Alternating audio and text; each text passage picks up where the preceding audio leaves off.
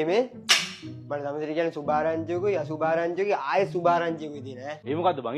කියන්න බලන්න පළවෙනි සුභාරංචි. මගේ පොලිසියේ ජොබ් එක සෙට් වුණා ඔය. අඩෝ තිරාවට නියමයි බං. අදේකට ඕක දාන්න බෑ. ඔක ඉවරයිනේ. දැන් අහන්න මගේ අසුභාරංචිය මොකද්ද කියලා. මොකද්ද අතර අසුභාරංචි? මං තමුසික ඔක්කොම ජඩවැල ටික දන්නවනේ. මං පොලිසියට ගියාම මේ ඔක්කොම ටික අල්ලලා දෙනවා ඈ. ආයෙත් එකක් නෑර අල්ලලා දෙනවා ඈ. ඔබට විශ්වාස බං.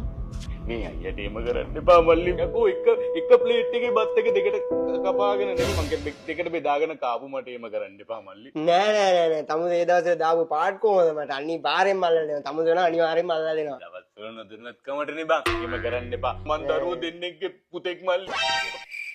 එම කරන්න එපා මට එම කරන්න එපා. අයියෝ හරි ඒව වැඩක් නෑ. තමුසේ මම අහනකො දැන් ඊළඟ සුභාරංචිය මොකද්ද කියලා අහනකො සුභාරංචිය. මොකද්ද මල්ලි සුභාරංචිය? මං කිව්වේ බොරුවක් ඕයි මගේ බර වැඩි කිව්වා. මම පොලිසියට ගන්න නෑ. බොරුවටද කිව්වේ? ඔව් ඔය.